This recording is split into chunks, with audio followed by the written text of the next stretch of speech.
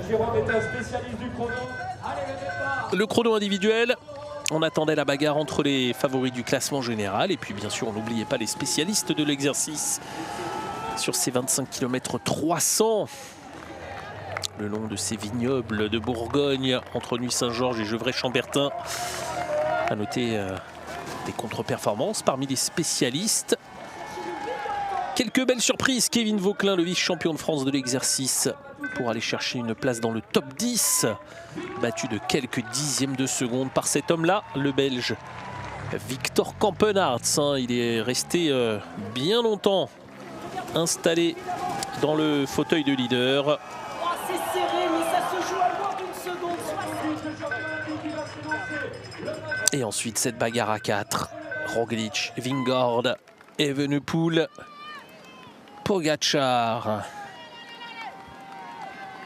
Et dès le premier passage, un intermédiaire. Avantage à Remco Evenepoel. Sur ce premier passage intermédiaire. Le coureur belge de la Soudal Quick-Step avait le meilleur chrono, 2 secondes plus rapide que Pogačar. 10 sur Vingegaard, 19 sur Roglic. Tendance qui allait se confirmer au deuxième intermédiaire, juste après la bosse du parcours.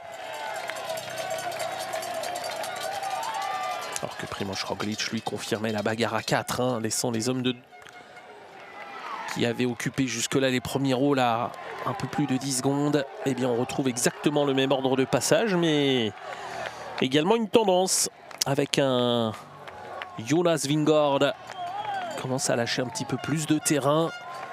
Remco Evenepoel le plus rapide, toujours sur ce deuxième intermédiaire. 10 secondes, un peu plus de marge sur Tadej Pogačar. 23 secondes sur Jonas Vingegaard et 38 sur Primož Roglic avant d'attaquer le final. Profil descendant, vent de dos.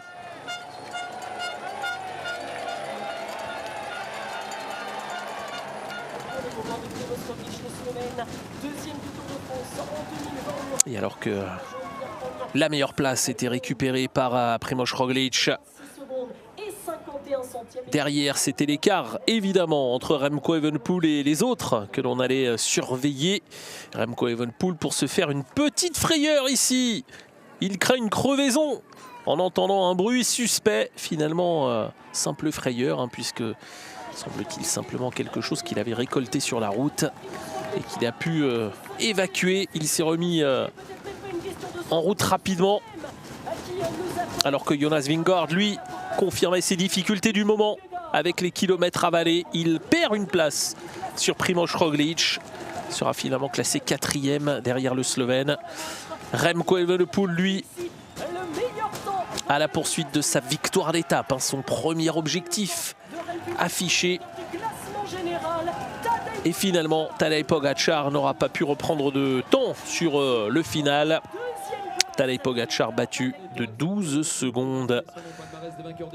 Remco Evenepoel vainqueur devant Pogačar, Roglic et Vingegaard. 12 secondes de lâché par Pogačar, 34.